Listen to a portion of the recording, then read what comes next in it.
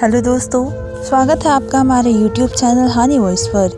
मेरा नाम डिम्पल है और मेरी उम्र 24 साल है। आज मेरे रिश्ते वाले आने वाले थे। यही वजह थी कि घर में गहमा गहमी का मौसम था।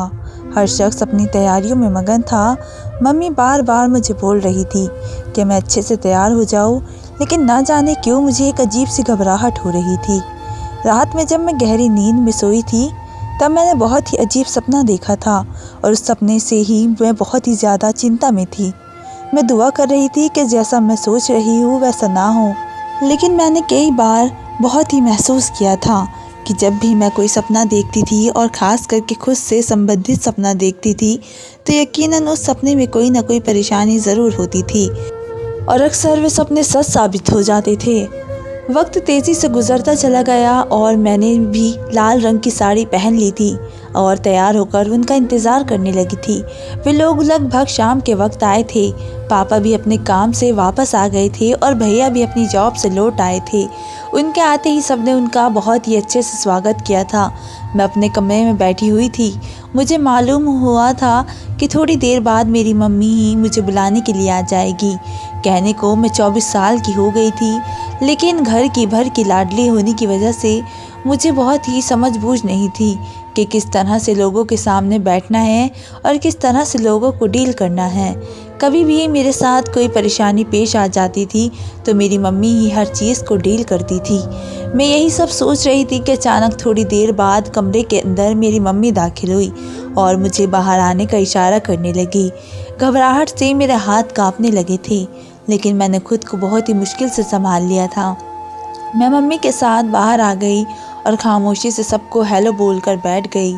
वो लोग बहुत ही गौर से मुझे देख रहे थे। यही वजह थी कि मुझे घबराहट हद से ज़्यादा हो रही थी और मैं दुआ कर रही थी कि जल्द से जल्द ये लोग मुझे देखकर चले जाए। सामने बैठे लड़के की आंखें मुझ पर ही थी।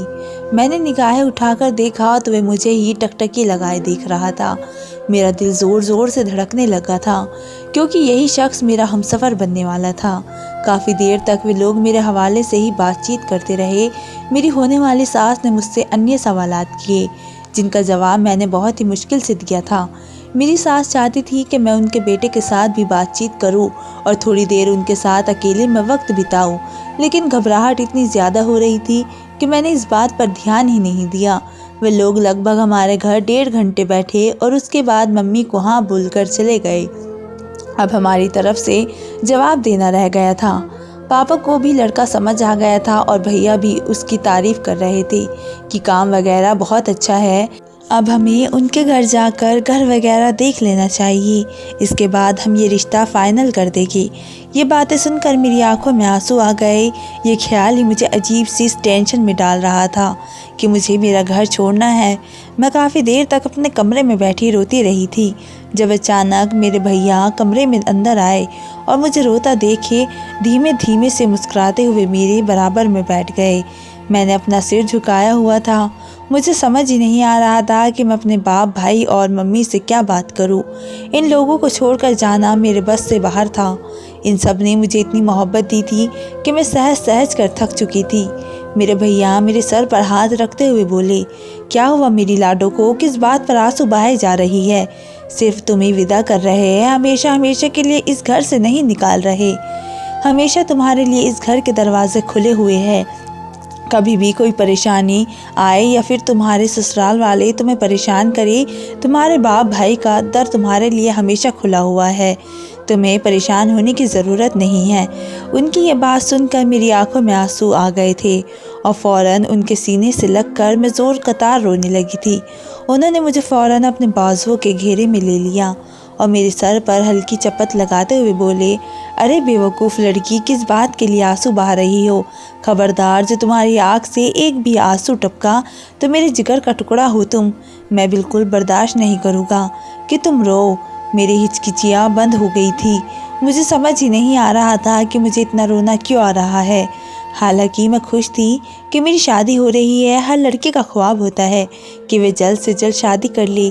इसी तरह मेरा भी ये ख्वाब था, लेकिन एक अजीब सा खौफ भी था जो मुझ पर सवार हो गया था। वक्त तेज़ी से गुजरता चला गया और मेरे घर वालों ने भी रिश्ते के लिए हाँ बोल दी थी और शादी की तैयारियां चरम पर जा रही थी। घर में रौनक सी लगी गई थी। मेहमान आ रहे थे, मेहमान जा रहे थे। हर तरफ शोर शराबा हो रहा था और मैं नम आँखों से अपने घर की रौनक को देख रही थी। मुझे मालूम था कि ये रौनक मेरे दम से है। जिस रोज़ मैं इस घर से चली जाऊंगी, ये रौनक भी ख़त्म हो जाएगी और मेरा दिल भी खाली हो जाएगा। लेकिन मुझे एक खुशी भी थी कि अगर मैं इस घर से जाऊंगी तो दूसरे घर में मेरा पति मेरे पास होगा, जो मुझे मेरे माता पिता और भैया की मोहब्बत महसूस कराएगा, उनका प्यार भी मुझे देगा। मगर मुझे मालूम नहीं था कि मेरे साथ कितना बड़ा धोखे होने वाला है। कल सुबह मेरी बारात थी और आज मैं अपने कमरे में बैठी इन्हीं सब चीज़ों के बारे में सोच रही थी कि मैं हमेशा हमेशा के लिए इस घर को कल छोड़कर चली जाऊंगी तो मेरा क्या बनेगा। वे रात मेरे लिए बहुत ही ज़्यादा टेंशन वाली थी।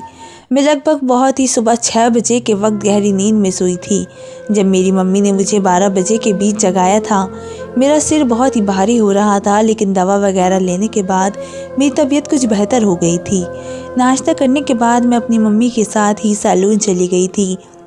वहाँ के लोगों ने मेरा बहुत ही अच्छा मेकअप किया था। मुझे इतनी अच्छी तरह से तैयार किया था कि मैं खुद को आईने में देखकर दंग रह गई थी। वहाँ मौजूद सभी लड़कियाँ मेरी तारीफ़ कर रही थी कि आप बहुत ही खूबसूरत दुल्हन बनी हैं, और मैं उनकी बातें सुनकर शर्मा गई थी। अचानक ही सैलून की ऑनर ने मेरे कंधे को ठोकते हुए कहा, लगता है आज जीजा जी आपकी खूबसूरती देखकर कहीं बेहोश ना हो जाए। आज तो आप उनके होश ही उड़ा देगी। मैं खिलखिला कर हंस पड़ी थी और फिर मेरी मम्मी ने वही सबके बीच मेरी नज़र उतारी थी।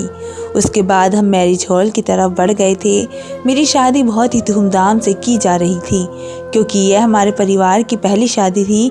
भैया मुझसे बड़े थे, लेकिन उन्होंने कहा था कि जब तक मैं अपनी लाडो की शादी नहीं कर देता तब तक मैं अपनी शादी नहीं करूँगा। कहने को मम्मी पापा ने उन्हें बहुत समझाया था कि तुम शादी कर लो, एक अच्छी लड़की अपने लिए चुन लो। हमारी लाडो तो अभी छोटी है, मगर भैया ने किसी की बात नहीं मानी थी। उनका कहना था कि जब तक बहन के फ़र्ज से मुक्त ना हो जाऊँ तब तक मैं ऐसा कुछ नहीं करूँगा। कभी कभी भैया की बातें सुनकर मुझे बहुत ही गर्व महसूस होता था कि मेरा भाई और भाइयों जैसा नहीं है, मगर कभी कभी अफसोस भी होता था कि मेरी वजह से वे अपना दिल मार रहे हैं। अब मैं खुश और संतुष्ट थी कि चलो अच्छा हुआ मेरी शादी हो गई, तो अब ये भी शादी कर लेंगे। मगर मुझे मालूम नहीं था कि किस्मत का क्या फ़ैसला करने वाली थी। थोड़ी देर बाद ही बारात आने का शोर उठा। हर तरफ गहमा गहमी का मौसम था। मैं स्टेज पर बैठी अपने दूल्हे का आने का इंतज़ार कर रही थी। वे घोड़ी पर आए थे। बहुत ही ज़्यादा शोर शराबे की आवाज़ें आ रही थी। हमारे परिवार की सभी लड़कियां मैरिज हॉल के प्रवेश द्वार पर फूलों की प्लेट लेकर खड़ी हुई थी ताकि जब दूल्हे राजा मैरिज हॉल में दाखिल हो तो उनका स्वागत किया जाए। थोड़ी देर बाद वे मुझे अपने सामने से आते हुए नज़र आए। मैं उनके सम्मान में अपनी जगह से खड़ी हो गई और होठों पर एक खूबसूरत मुस्कान नाच रही थी। वे दूल्हा बनकर बहुत ही खूबसूरत लग रहे थे। मेरी दो निगाहें उनसे हट ही नहीं रही थी। वे कदम ब कदम चलते हुए मेरे पास आए और स्टेज पर आकर मेरे बराबर में खड़े हो गए। फोटोग्राफर ने हमारी कुछ तस्वीरें खींची। उसके बाद शादी की रस्में शुरू हो गई और कुछ ही पलों में मैं अपने पूरे अधिकारों के साथ एक ऐसे शख्स के हवाले कर दी गई जिसके बारे में मुझे केवल नाम ही पता था। उसके अलावा मुझे कुछ नहीं मालूम था कि वे किस स्वभाव और किस तरह की शख्सियत के इंसान हैं। शादी होते ही खाना खोल दिया गया। खाने के बाद मैं अपने ससुराल वालों के साथ विदा हो गई। मैंने अपनी मम्मी पापा और भैया तीनों को गले लगाकर खूब रोई। हमारे परिवार में बहुत सारे लोग थे। सबने मुझे दुआएं देकर विदा किया, मगर किसी को भी मालूम नहीं था कि इस बार की दुआ मेरे लिए नहीं है, बल्कि शायद एक अच्छे समय के लिए रख दी गई है। गाड़ी में बैठते ही मेरा दिल इतनी ज़ोर से धड़का कि मैंने अपने सीने पर हाथ रखा कि ये किस तरह के जज्बात है।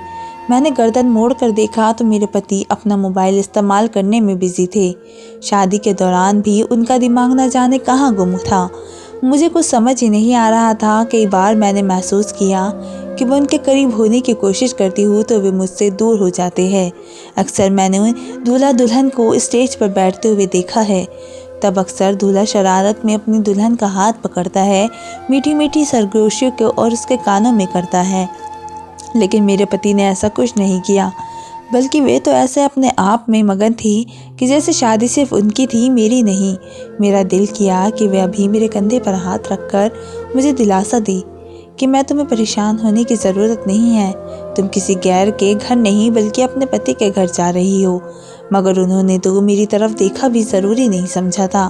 रुखसती के दौरान भी जब मैं हिचकिचियों से रो रही थी, तब भी उन्होंने मेरा हाथ नहीं थामा, बल्कि बेगाना होकर एक तरफ को चल रहे थे। ये वे वक्त होता है जब लड़की अपने लाइफ पार्टनर को सबसे ज़्यादा अपने करीब महसूस करना चाहती है, लेकिन मेरे पति मुझे देखना ही नहीं चाह रहे थे। एक लम्हे के लिए मेरे दिल में यह ख्याल पैदा हुआ कि कहीं मैं पसंद तो नहीं हुई इन्हें। फिर ये सोच आते ही मैं बुरी तरह से घबरा गई थी, क्योंकि मर्द पसंद नापसंद के मामले में बहुत ही सख्त होता है। अगर मामला नापसंद की औरत का हो तो मर्द मर जाता है, लेकिन उस औरत को किसी कीमत पर भी कबूल नहीं करता। मैं बस दुआ ही कर रही थी कि जैसा मैं सोच रही हूँ वैसा ना हो। एक लंबी दूरी तय करके हम ससुराल पहुँच गए। वहाँ भी मेरा स्वागत बहुत ही अच्छे से किया गया और शादी की अन्य रस्में पूरी करी। मेरी सास ने मुझे मेरे कमरे में पहुँचा दिया और मेरे पति ने कमरे को बहुत ही खूबसूरत अंदाज में सजाया था। यही वजह थी कि मैं अपनी पुरानी सारी बातों को भूल चुकी थी और आने वाले पलों को सोचकर शर्मा रही थी। मेरी ननद ने मेरे चेहरे पर घूंघट भी डाल दिया था, जिससे मेरे होठों पर मुस्कान आ गई थी। थोड़ी देर और बीती थी जब कमरे के दरवाजे पर दस्तक हुई। मैंने फ़ौरन दरवाजे की ओर देखा। मैं समझी थी कि इस पहर मेरे पति कमरे के अंदर आए होंगे, लेकिन सामने मेरी ननद खड़ी हुई थी। वे कदम ब कदम चलते हुए मेरे पास आई और मुझे देखते हुए बोली, भाभी आप कपड़े बदल कर आराम कर ले, भाई के दोस्त का एक्सीडेंट हो गया है, उन्हें बहुत जल्दी में अस्पताल जाना पड़ा है। उन्होंने कहा है कि मैं आपसे सॉरी कह दूं और वे जल्द आने की कोशिश करेंगे। ये कहकर मेरी ननद रुकी नहीं बल्कि खामोशी से चली गई और मैं नम आँखों से उसकी पीठ ही देखती रह गई। ये क्या हरकत हुई थी आज मेरी सुहागरात थी। मेरे पति को मेरे पास आना चाहिए था। बेशक दोस्त बहुत ज़रूरी होते हैं, लेकिन ऐसे मौके पर किसी और को भेजने के बजाय अगर मेरे पति आकर मुझे ये बात बताते कि मैं थोड़ी देर में आता हूँ तो मुझे ज़्यादा सुकून मिलता। मेरे दिमाग में एक बार फिर से अजीब अजीब से ख्याल आने शुरू हो गए थे और मैं बेड से ही टेक लगा कर बैठ गई थी। मेरा बिल्कुल भी दिल नहीं चाह रहा था कि मैं कपड़े बदल लूँ। आते वक्त मेरी मम्मी ने मुझे एक बात समझाई थी, आज की रात तुम्हारे लिए बहुत ज़रूरी है। अगर तुम्हारी सास, तुम्हारी नंद या कोई भी शख्स तुमसे कपड़े बदलने या फिर अपना बनाव श्रृंगार ख़त्म करने का कहे तो ये मत करना। पति के आने से पहले कुछ भी नहीं उतारना। जब तक तुम्हारा पति तुम्हें फुर्सत से निहार न ले, तुम्हारी तारीफ़ न कर दे, तब तक तुम्हें उसके खातिर इंतज़ार करना हो। और यही बात मुझे समझ नहीं आ रही थी कि मैं अब क्या करूं। न जाने मेरे पति कब आएंगे और मुझे इन कपड़ों में कब देखेंगे। मगर अब बहुत ही ज़्यादा वक्त हो गया था और मुझे बहुत ही घबराहट भी होने लगी थी। मैं बहुत ही ज़्यादा हैवी ड्रेस में थी। उसके बाद जो ज्वेलरी मैंने पहन रखी थी वे भी मेरा गला घोट रही थी, मगर इसके बावजूद मैंने उनके खातिर इंतज़ार किया था। मैं अपने पति को पहले ही दिन से नाराज़ नहीं करना चाहती थी। वक्त धीरे धीरे गुजरता जा रहा था, लेकिन मेरे पति का नामो निशान मौजूद नहीं था। मेरी आंखों में आंसू आ गए थे और मैं बार बार अपने आंसू रोकने की कोशिश कर रही थी। दिल चाहता था कि मैं फूट फूट कर रो। मेरे घर वालों ने मुझे बहुत ही मोहब्बत और प्यार से पाला था, इसलिए इंतज़ार करना मेरे लिए बहुत ही मुश्किल साबित हो रहा था। शादी की पहली रात ही जो सलूक मेरे साथ हुआ था वे मुझे बहुत ही ज़्यादा तकलीफ़ में डाल रहा था। मैं बैठे बैठे कब नींद की वादियों में चली गई मुझे कुछ पता ही नहीं चला। मेरी आंखें लगभग रात के 4 बजे के आसपास कमरे में खटका होने से खुली थी। जैसे ही मैंने दरवाजे की तरफ देखा तो सामने मेरे पति खड़े हुए थे, अपनी घड़ी उतार रहे थे। मैं फ़ौरन सीधी होकर बैठ गई थी और अपना घूंघट भी ठीक कर लिया था। उन्होंने मुझे उठता देखकर एक नज़र मुझ पर डाली और वॉशरूम में चले गए। उनका रवैया मुझे बहुत ही अजीब लगा था, लेकिन अब मैं अपने जज्बात पर काबू पा चुकी थी। मेरे पति सुबह होने से पहले वापस आ गए थे, इसलिए मुझे खुशी महसूस हो रही थी। मेरे चेहरे पर वही लाली बिखर चुकी थी और होठों पर वही मुस्कान आ गई थी। मैं बस अब यही दुआ कर रही थी कि जैसे हर लड़की की सुहागरात पर उसके साथ होता है वैसे ही मेरे साथ भी हो। लेकिन मुझे मालूम ही नहीं था कि मुझे किस तरह के दर्द से अब वाकिफ़ होना है, किस तरह की सच्चाई मेरे सामने खुलने वाली है और किस तरह का दुख सारी ज़िंदगी मुझे मिलने वाला है। थोड़ी देर और बीती थी जब अचानक मेरे पति कमरे के अंदर आए और अब उन्होंने कपड़े वगैरह बदल लिए थे, जबकि मेरे दिल को बहुत ही ठेस पहुंची थी। मैंने बहुत ही दिल बर्दाश्त होकर उनके बदले हुए कपड़ों को देखा था। मैं उनके खातिर काफ़ी देर से बिस्तर पर बैठी हुई थी और उन्होंने आते ही कपड़े बदल लिए थे। एक बार भी वे मेरे पास उस दूल्हे के जोड़े में नहीं आए थे, लेकिन मैंने अपना सर झटक दिया था। ये कोई लव मैरिज नहीं थी जहाँ पर मैं उनसे उम्मीदें बांधती, या एक अरेंज मैरिज थी जहाँ पर एक लड़की को हर हाल में समझौता करना ही पड़ता है। मैंने अपनी आंखें बंद कर ली थी क्योंकि अब वे मेरे करीब आ रहे थे। मेरा दिल बहुत ज़ोर ज़ोर से धड़क रहा था। मैं समझी थी कि वह मेरा घूंघट उठाएंगे और अपनी हरकतों की माफ़ी तलाफ़ी करेगी, मगर वे तो मेरे बराबर में लेट गए थे और करवट मोड़ कर सोने लगे थे। मेरी अब बर्दाश्त की इंतहा हो गई थी। मैं इतनी ज़्यादा सहन शक्ति रखने वाली लड़की नहीं थी। मैंने गर्दन मोड़ कर देखा तो वे गहरी नींद में जाने की तैयारी कर रहे थे। मैंने अपने लहजे को हमवार किया था और उनकी ओर देखते हुए सवालिया लहजे में बोली थी, ये क्या तरीका है आपका? काफ़ी देर से मैं आपके खातिर यहाँ पर सजी धजी बैठी हूँ और आप आराम कर रहे हैं। आपने एक बार भी मेरी तारीफ़ नहीं की और ना ही मुझे इस जोड़े में देखा। मेरी बात सुनकर उन्होंने अपना रुख मेरी तरफ किया और मुझे देखते हुए एकदम बोले, मैंने कहा था इंतज़ार करने के लिए। बहन के हाथ पैगाम भिजवाया था ना कि कपड़े बदल कर आराम कर लो, लेकिन शायद तुम लड़कियों को आसानी से बात समझ नहीं आती। ये कहते कहते वे एकदम खामोश हो गए थे। मैंने फ़ौरन उनका बात पकड़ते हुए कहा, इसलिए इसका क्या मतलब है? अपनी बात को पूरा कीजिए। मैं जानती थी कि मैं शादी की पहली रात ही की वजह से बहुत झगड़ा कर रही हूँ। क्या पता उनकी तबीयत सही ना हो, लेकिन मैं जानना चाहती थी कि वे अब तक मेरे साथ इस तरह क्यों कर रहे थे।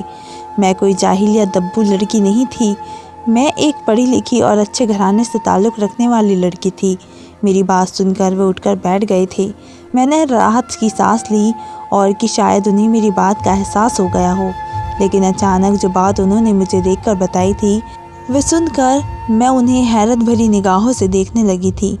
मैं एकदम बोली, आप झूठ बोल रहे हैं, यह हकीकत नहीं है। अगर कोई बात है तो मुझे बताएं, लेकिन इस तरह की बेबुनियाद बात करके हमारे रिश्ते का मजाक न बनाएं।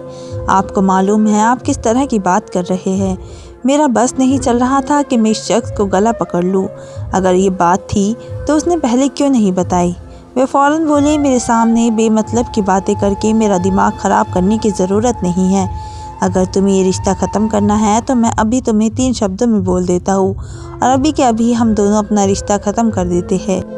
लेकिन अगर तुमने मेरे सामने बैठकर बेमतलब के लेक्चर दिए तो मुझसे बुरा कोई नहीं होगा।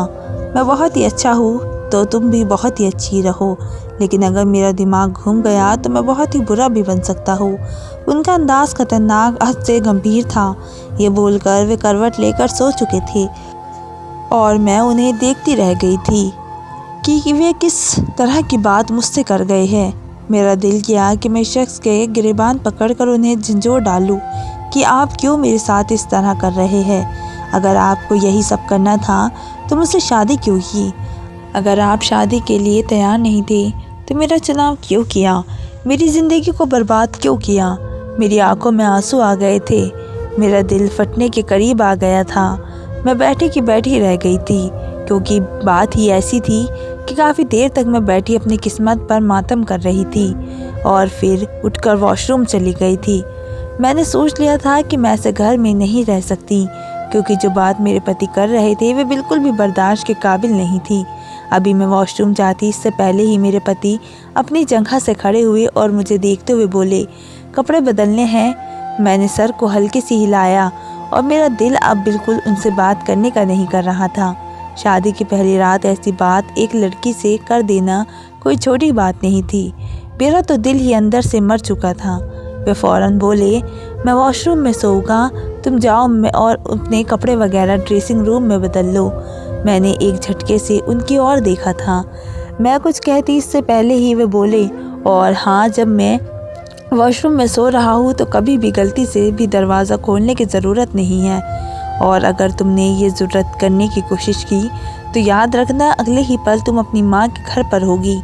मैं उन्हें सिर्फ देखती रह गई थी कि वे किस तरह की बातें कर रहे हैं। एक पल के लिए मेरे दिल में ये ख्याल पैदा हुआ था कि कहीं मेरे पति पागल तो नहीं है, क्योंकि एक पागल व्यक्ति ही इस तरह की बात कर सकता है। वो मुझे नज़रअंदाज करके वॉशरूम चले गए थे, जबकि मैंने भी अपना सर झटक दिया था। मैंने सोच लिया था कि मैं अपने घर पर इस सिलसिले में ज़रूर बात करूँगी और उन लोगों को बताऊँगी कि मेरी शादी किसी नॉर्मल इंसान से नहीं हुई है, बल्कि एक दिमागी से पागल इंसान से हुई है। मगर मुझे मालूम नहीं था कि अभी ऐसी ऐसी हरकतें मुझ पर उजागर होनी हैं जिनकी कोई हद नहीं है।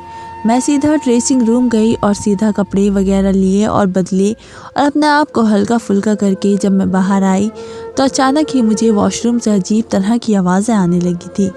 मेरा दिल ऐसा लग रहा था जैसे बैठ गया हो। मैं फ़ौरन दरवाजे के पास पहुंची और दरवाज़ा पीटते हुए सवालिया लहजे में बोली, क्या हुआ राकेश, आपको सब ठीक तो है ना? मेरा दिल बहुत तेज़ी से धड़कने लगा था कि अचानक से इस तरह की आवाज़ें क्यों आ रही है। तब वह फ़ौरन बोले, कहा है ना तुम्हें वॉशरूम के करीब नहीं आना। अगर इस्तेमाल करना है तो बाहर वाला इस्तेमाल कर लो, परेशान मत करो मुझे। जबकि मैं बुरी तरह से घबरा गई थी और बिस्तर पर आकर बैठ गई थी। मुझे समझ ही नहीं आ रहा था कि मैं क्या करूं। मैंने दिल ही दिल में सोच लिया था कि मैं उन्हें सही राह पर लाने की कोशिश करूंगी। दरअसल मेरे पति का कहना था कि वे लड़कियों में दिलचस्पी नहीं लेते, उनकी दिलचस्पी लड़कों में है, और ये बात मेरा दिल तोड़ चुकी थी। यानी वे एक गे थे जो सिर्फ और सिर्फ लड़कों को ढूंढते थे अपनी इच्छाओं को पूरा करने के लिए, और ये बात मुझे अंदर ही अंदर मार रही थी। और अब उनका बाथरूम में जाकर सोना, उसके बाद अंदर से अजीब अजीब आवाज़ों का आना मुझे बहुत ही कुछ समझाने पर मजबूर कर रहा था। वे रात मेरे लिए बहुत ही दर्द भरी थी, लेकिन उस रात मैंने एक अज़म भी किया था कि मैं मर जाऊंगी, लेकिन अपने पति को सुधार कर ही रह लूँगी। लेकिन कहते हैं ना, कुछ चीज़ें ऐसी होती है जिन्हें छोड़ देना ही बेहतर होता है, क्योंकि उनका ठीक होना किस्मत में लिखा ही नहीं होता। वक्त और तेज़ी से गुजरता चला गया। अगले दिन जब सुबह मैं बाथरूम से गई तो मेरे पति सोफे पर बैठे हुए थे। उन्होंने बहुत ही खूबसूरत कपड़े पहने हुए थे और अपना मोबाइल इस्तेमाल कर रहे थे। उन्हें देखकर मैं एक लम्हे के लिए घबरा गई थी। जब वे मुझे देखते हुए बेइंतहा जल्दी में बोले, जल्दी से तैयार हो जाओ, बाहर जाना है, तुम्हारी मुँह दिखाई की रस्म होगी, उसके बाद तुम्हें तुम्हारी मम्मी के घर छोड़ आऊँगा। यह हमारा ख़ानदानी रस्म है कि शादी की सुबह लड़की अपने मायके जाती है। मैंने हाँ में सिर हिलाया और फ़ौरन वॉशरूम चली गई। वॉशरूम में दाखिल होकर मैंने चारों तरफ अच्छी तरह से नज़र दौड़ाई, लेकिन ऐसा कुछ भी नहीं हुआ और मुझे कुछ भी नज़र नहीं आया जो मुझे ख़तरनाक लगे। वॉशरूम अच्छी तरह से साफ़ था। मैं एक लम्हे के लिए सहम गई थी और मेरे दिल में एक अजीब ख्याल पैदा हुआ था, लेकिन मैंने अपना सर झटक दिया और खामोशी से शॉवर लेकर कपड़े बदल लिए। जब मैं बाहर आई तो मेरे पति ड्रेसिंग टेबल के सामने खड़े अपने बाल बना रहे थे। मैं भी उनके पास जाकर खड़ी हो गई। हम दोनों आईने में बहुत ही अच्छे लग रहे थे। जब मैंने उन्हें देखते हुए फ़ौरन कहा, भगवान ने हम दोनों को एक साथ कितना खूबसूरत बनाया है, आप क्यों अपनी इस बुरी आदत को नहीं छोड़ देते। मैं अपनी बात को पूरा करती उससे पहले ही उन्होंने मेरा बाजू अपनी सख्त गिरफ्त में लिया और मेरा रुख अपनी तरफ करते हुए बोले, मैंने कल ही आपको बहुत ही अच्छे तरीके से समझा दिया था कि मेरी पर्सनल लाइफ में आप बिल्कुल भी दखल अंदाजी नहीं देगी। अगर आपको मुझसे परेशानी है या फिर मेरी किसी भी हरकत से परेशानी है तो मैं आपको छोड़ने के लिए तैयार हूँ। मुझे रोकने टोकने वाला कोई नहीं है। मैं ये शादी नहीं करना चाहता था, बस अपनी माँ के दबाव में की है। मेरा दिल चाहता था कि मैं उन पर फूट पड़ूँ कि अगर ऐसी ही बातें थी तो आपने हमें शादी से पहले अपनी सच्चाई क्यों छुपाई थी। लेकिन मैंने चुप रहने में ठीक समझा था, क्योंकि मैं उनसे बहुत ही प्यार करने लगी थी। एक लड़की का दिल बहुत ही हसास होता है और जब उसका रिश्ता किसी से कर दिया जाता है तो वह हमेशा हमेशा के लिए उसकी हो जाती है। शादी जब हमारी तय पाई थी तो उसी वक्त मैंने अपने दिल में उन्हें बसा लिया था, और जब उनकी मोहब्बत की जड़ें मेरे दिल में इतनी पक्की हो गई थी कि मैं चाहकर भी उन्हें किसी कीमत पर छोड़ नहीं सकती थी। और कहते हैं ना, जब एक लड़की वफ़ा करने पर आती है तो अपने तन मन धन सब कुछ कुर्बान कर देती है। यही हाल मेरा है। मैंने उन्हें देखते हुए दिल ही दिल में बोली थी, एक वक्त तो आएगा जब मैं आपको पूरा बदल दूंगी और उस पल का मुझे बहुत ही बेसब्री से इंतज़ार है। मैंने उन्हें सॉरी कहा और खामोशी से तैयार होने लगी। थोड़ी देर में ही मैं बन संवर कर तैयार हो चुकी थी। उन्होंने मेरी कलाई को थाम लिया और मुझे लेकर बाहर की तरफ बढ़े। हम दोनों बाहर आए तो मेरी सासू माँ और बाकी घर वालों ने हम दोनों को बहुत ही प्यार दिया। मुँह दिखाई के रस्म में मुझे बहुत सारे तोहफे दिए गए। उसके बाद मुझे मायके के लिए रवाना कर दिया गया। रास्ते में अचानक ही वे मुझे देखते हुए बोले, अगर आपको ये रिश्ता निभाना है तो मुझे बता दे, और अगर नहीं निभाना तो अपने घर वालों को बता दे, क्योंकि मैं इस घिसे पिटे रिश्ते को घसीट कर और बर्बाद नहीं करना चाहता। मुझे मालूम है कि आपके जज्बात होंगे, आप एक लड़की है, मैं आपको परेशान नहीं करना चाहता। लेकिन वह अपनी बात को पूरा करते उससे पहले ही मैंने उनका हाथ थाम लिया और उनकी आंखों में देखते हुए कहा, आपको परवाह करने की ज़रूरत नहीं है और परेशान होने की भी कोई दिक्कत नहीं है। मियाँ बीवी की बात मियाँ बीवी के बीच ही रहेगी। मैं आपकी इस कमज़ोरी के बारे में किसी को नहीं बताऊंगी, क्योंकि मैं आपसे सच्चा प्यार करती हूँ। मैं खुद नहीं जानती थी कि मैंने ये इजहार कैसे कर दिया। शायद मैं रात से अब तक इतनी मजबूर हो चुकी थी कि अपने पति के दिल के जज्बात अपने लबों पर ले आई थी, वरना एक औरत फितरी शर्मो हया की वजह से खामोश हो रहती है। वे मुझे देखते हुए फ़ौरन बोले थे, बहुत ही बेबाक हो, वरना शादी की सुबह कभी दुल्हन अपने मुंह से अपनी मोहब्बत का इजहार नहीं करती। और रही वैसे मोहब्बत की बात, तो ये सब एक ढोंग है। कुछ ही दिनों में तुम्हारी मोहब्बत का बुखार भी उतर जाएगा। ये कहते ही उन्होंने अपना हाथ मुझसे छुड़ा लिया और अपनी ड्राइविंग पर ध्यान देने लगे। मुझे खूब रोना आया था। दिल किया कि मैं फूट फूट कर रो और उनसे लड़ाई भी करूं कि मेरे साथ ऐसा क्यों किया, मेरी ज़िंदगी को तबाह क्यों किया। मैं शुरू से ही एक तलाक नामी दाग से डरती आई थी। मैं हमेशा कहती थी कि शादी सिर्फ एक बार होती है, शादी बार बार का खेल नहीं है। लेकिन अब ये सब देखकर मेरा दिल अजीब सी टेंशन में डूब चुका था। जाने क्यों मुझे अपनी मंजिल के आखिरी हद तक यही लग रही थी कि लेकिन मैंने फ़ौरन ही अपने दिल की नफ़ी में सिर हिलाया कि नहीं, मैं मरती मर जाऊंगी, लेकिन अपने पति को साथ कभी किसी कीमत पर भी नहीं छोड़ूंगी, बल्कि जितनी मेरी ज़ात से हिम्मत हो सकेगी मैं अपने आप को और अपने पति को बदलने की कोशिश करूंगी। वे मुझे मेरे घर पर छोड़कर चले गए थे। मैंने उन्हें बहुत ही कहा कि आप अंदर आ जाइए, मम्मी पापा आपका भी इंतज़ार कर रहे होंगे, लेकिन उन्होंने साफ कह दिया था, ना मुझे इस रिश्ते में कोई दिलचस्पी है और ना ही इन बेवजह की रस्मों में। मैं तुम्हें घर तक छोड़ने आ गया हूँ, इसमें ही गनीमत जानो। मुझे आगे बहुत ही ज़रूरी काम से जाना है। उनका अंदाज सख्त था, जबकि मैंने एक बेबस नज़र उनके वजूद पर डाली थी और खामोशी से अपने घर के अंदर आ गई। पापा मम्मी भाई सब ने मेरा बहुत ही अच्छे से स्वागत किया और मुझे खूब प्यार किया। मुझे मेरे ससुराल वालों के बारे में पूछने लगे कि वे लोग तुम्हारे साथ किस तरह का रवैया रख रहे हैं और उन लोगों ने तुम्हारे साथ कुछ गलत तो नहीं किया। सबका बर्ताव कैसा था, खास करके तुम्हारे पति का। और मैंने बहुत ही सफाई से झूठ कह दिया कि मेरे पति ने मुझे बहुत ही प्यार दिया और वह बहुत ही अच्छे हैं, क्योंकि मैं अपने पति की बुराई अपने परिवार के सामने भी नहीं करना चाहती थी। भला मैं क्यों अपने हमसफ़र को किसी के सामने गंदा करती, और पति पत्नी के दरमियान होने वाली हर बात हर राज तक ही महफूज रहे तो ये ज़्यादा अच्छा होता है। मेरे पापा ने फ़ौरन ही शिकवा किया था कि तुम्हारे पति को घर के अंदर भी आना चाहिए था। हमने उसके लिए भी काफ़ी इंतज़ाम और तोहफे रखे थे। पापा की बात सुनकर भैया भी उनका साथ देने लगे थे। जब मैंने फ़ौरन ही बात को संभाल लिया था कि वे थोड़े बिजी थे, उन्होंने आगे किसी काम से जाना था, शायद वापस रात को लेने जब आए तो आप लोगों से मुलाकात कर लेंगे। मैं ये कहकर काफ़ी ज़्यादा परेशान हो चुकी थी, क्योंकि मुझे नहीं मालूम था कि मेरे पति मेरे मम्मी पापा से मिलेंगे भी या नहीं। मैंने डरते डरते उन्हें एक मैसेज भी कर दिया था कि भगवान के लिए वापसी पर आप ही आना और एक दफ़ा मेरे मम्मी पापा से मिल लेना, मेरी इज़्ज़त का सवाल है। लेकिन उन्होंने ऐसा नहीं किया था। रात के वक्त मुझे लेने के लिए उनका ड्राइवर आया था। मुझे बेहद तकलीफ़ महसूस हुई थी।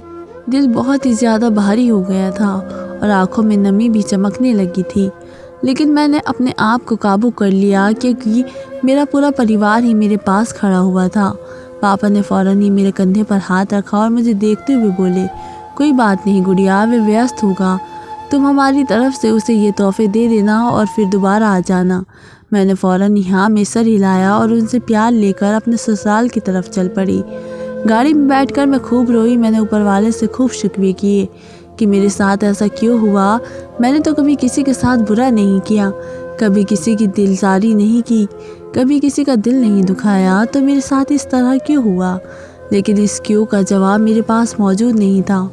एक लंबी दूरी तय करके मैं अपने ससुराल पहुंच गई थी। वहां पहुंचकर मम्मी पापा ने जो तोहफे मेरे सास ससुर और ननद के लिए दिए थे, मैंने वे सबके उन्हें दे दिए और अपने कमरे में आ गई। मैं कमरे में दाखिल हुई तो वही आवाज़ें मुझे बाथरूम से आने लगी। मेरा दिल बैठ गया। मेरा दिल चाह रहा था कि मैं अपने पति के पास जाऊं, उनसे पूछूं कि आप ठीक हैं, आपको क्या इस तरह से अपने आप को तकलीफ़ दे रहे हैं। लेकिन मुझे बिल्कुल भी हिम्मत नहीं हुई। मैं खामोशी से जाकर अपने बिस्तर पर लेट गई और उनका इंतज़ार करने लगी कि वे बाहर आए, लेकिन ना उन्होंने बाहर आना था और ना ही वे आए थे। वक्त धीरे धीरे गुजरता जा रहा था। मैंने उनके करीब जाने की बहुत कोशिश की थी।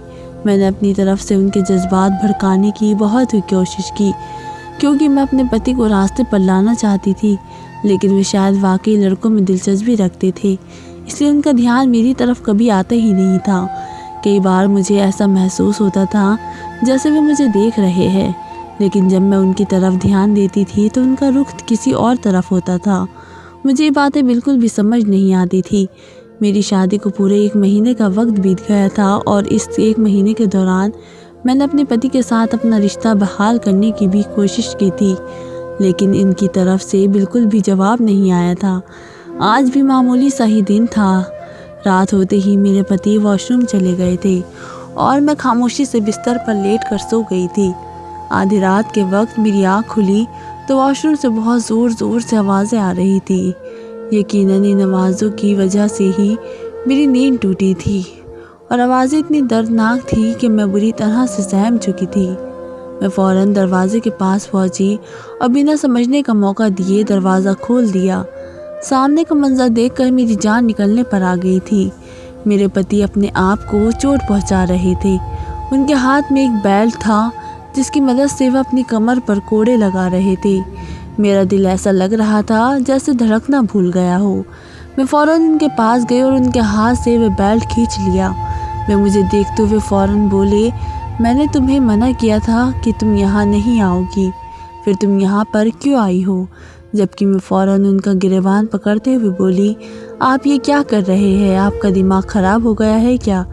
किस लिए अपने आप को आप सज़ा दे रहे हैं, और इस वॉशरूम में आप क्या करते हैं। आपने जो मुझे कहा था वे सब तो झूठ लगता है।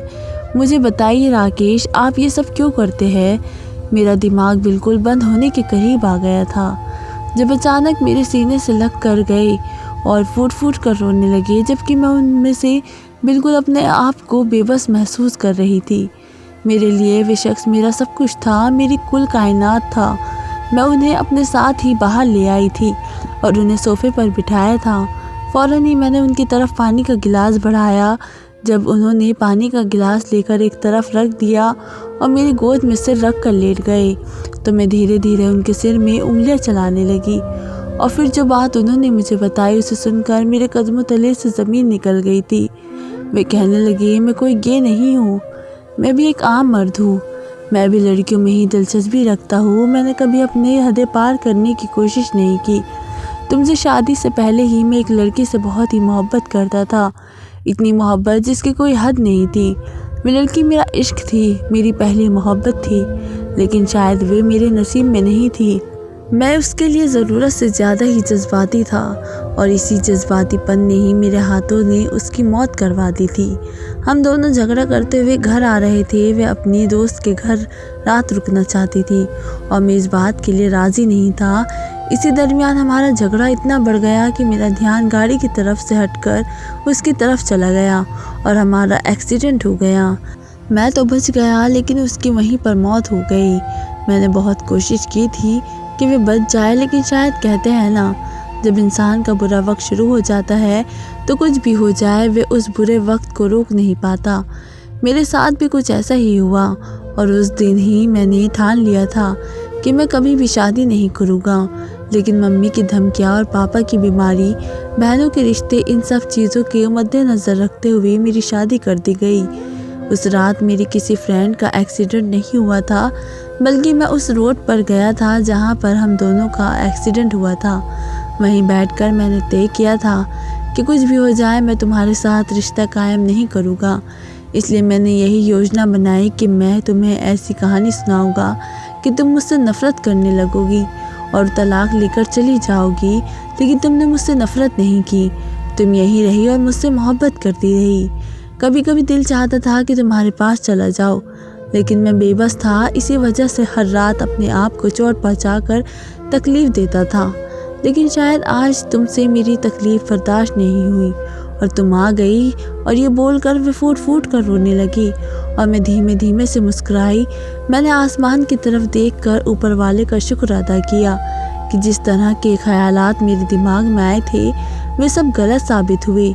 और फिर मैंने अपनी वफ़ा दिखाई, अपनी माँ की दी हुई बात का प्रदर्शन किया और अपने पति को एक नई ज़िंदगी से रूबरू करवाया।